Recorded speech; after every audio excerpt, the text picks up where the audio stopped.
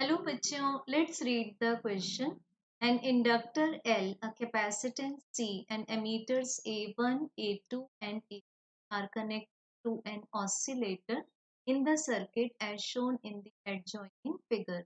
When frequency of the oscillator is increased, then at resonant frequency the emitter reading is 0 in the case of।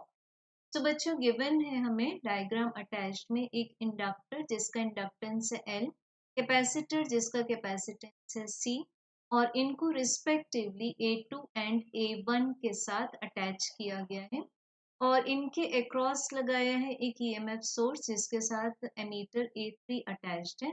तो बच्चों हमें question में बताया है कि जब हम इस ऑसिलेटर की फ्रीक्वेंसी को इंक्रीज करते हैं तो at the condition of resonant frequency. अब रेजोनेंट फ्रीक्वेंसी को सपोज हम शो कर देते हैं एफ आर से, तो हमें बताना है कि A1, A2, A3 किस एमीटर की रीडिंग 0 हो जाएगी।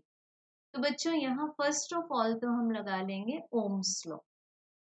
सो ओम्स लॉ के according I is equal to V divided by R।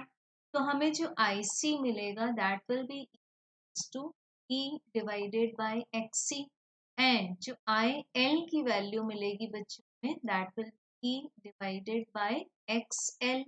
अब ये जो दोनों करंट्स होंगी इसमें वो बाय फेज अपोजिट होंगी, so we can take that IC minus IL equals to 0 using Kirchhoff's law also. तो ये हो जाएगा E divided by XC minus E divided by XL equal 0। अब बिकॉज बच्चों यहाँ पर रेजोनेंट कंडीशन की बात की means XL is equals to XC। तो अगर ये रिएक्टेंसेस इक्वल हो जाते हैं इट मीन्स इनके थ्रू जाने वाली करंट्स भी इक्वल होंगी, और क्योंकि ये दोनों पैरेलल में अटैच्ड हैं तो इनके अक्रॉस जो वोल्टेज होगा वो भी सेम होगा। इट मीन्स हमें क्या मिल जाता है XL equal to XC।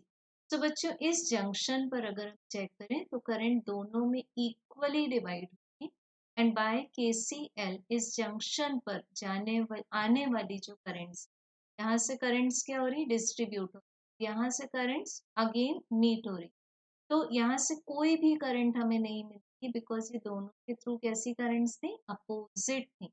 So A3 हमें दे देगा the read of 0। So we can have correct answer as option 3. Thank you.